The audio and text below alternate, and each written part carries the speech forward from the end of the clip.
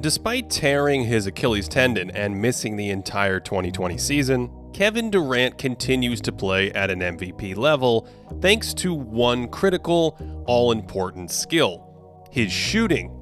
Specifically, his mid-range shooting, which has steadily improved over the years and is now at video game levels and carries some hidden value that isn't captured by traditional stats. More on that in a minute. Durant is in the midst of arguably the best mid-range shooting season since 1997, which was the first year this sort of shooting data was tracked. The data in that first year or two is notoriously wonky, and since 1999, only 2 players have been 12 percentage points ahead of league average on their 2-point shots outside of 10 feet. KD is currently shooting 53% on those shots, which is 13.3 percentage points ahead of the league.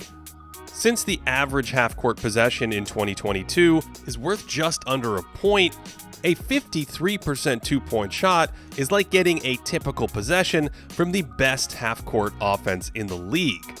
And that's the crazy thing about Durant's mid-range. It just feels like he can manufacture these looks whenever he wants because of that crazy high release on his shot. That's obviously not completely true, but his variety of entry points produces incredibly high volume and efficiency on these mid-range jimmies. If he has room, KD just gets to his spots, and those are the easiest mid-range daggers for him because there's no one bothering his setup or his release.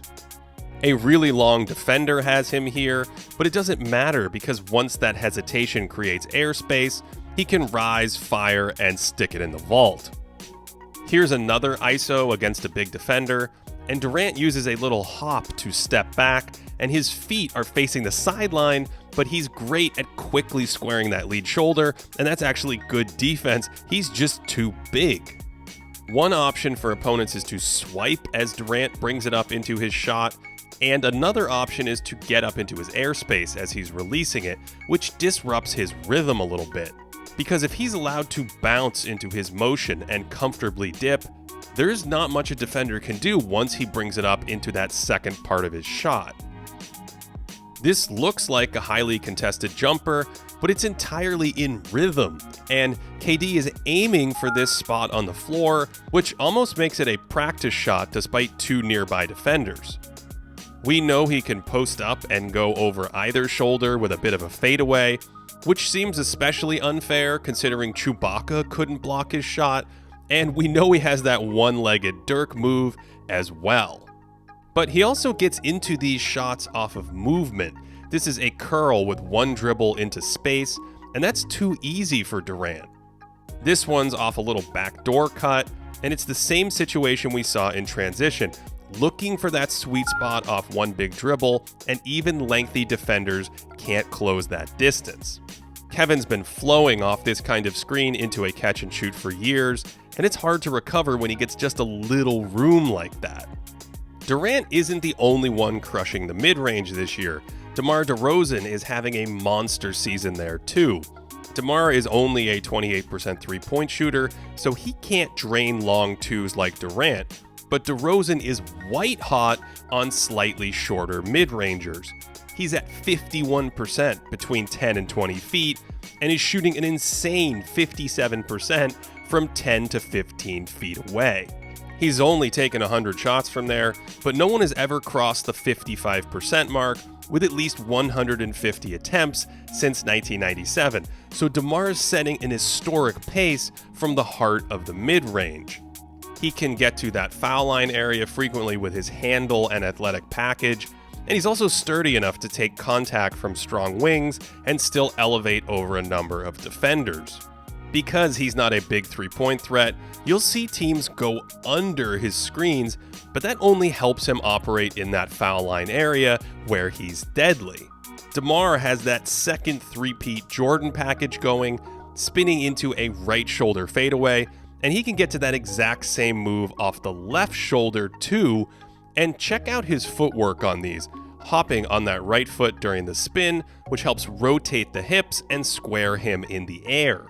It's not identical to Jordan's spin move, but it is a close relative, and if you squint a little bit, you might think you're watching a 90s Bulls game instead of one in 2022. Heck, DeMar even uses a little face-up pump fake sometimes to freeze his defenders, and older fans might remember MJ using this same kind of move at times. Jordan even threw in a little sidestep hop on his step back occasionally, and DeMar also goes to a horizontal hop on his step back, although he prefers taking a big hop step to the right in order to create extra space for a little fadeaway. When the Bulls space the floor for him to attack, DeRozan can sidestep into that open space because of the shooters around him.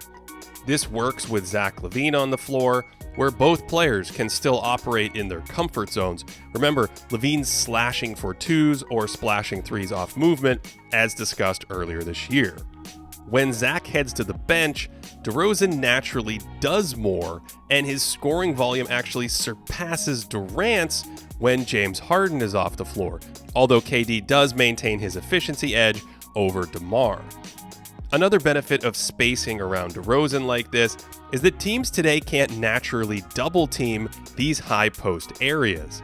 Defenses are set up to clog driving lanes, but most will gladly surrender a single covered 15-footer, yet getting below that foul line is pretty high efficiency for DeMar, especially at the end of games. Note how many of these come in the clutch against a single defender. That's just ice cold. And this is the hidden value of these mid-range assassins. As tight games wind down, it becomes harder to score. For instance, the league shoots 45% from the floor in general, but that drops to under 42% in the final 2 minutes of a three-point game.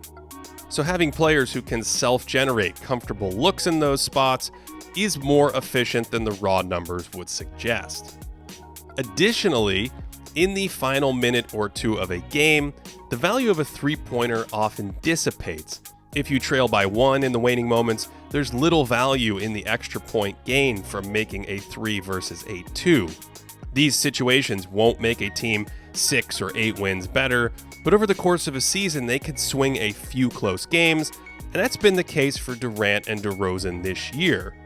The Nets are plus 41 per 100 possessions in Durant's 57 clutch minutes. That's using the traditional definition of a 5-point game in the final 5 minutes. And the Bulls are plus 15 per 100 in DeRozan's 42 minutes.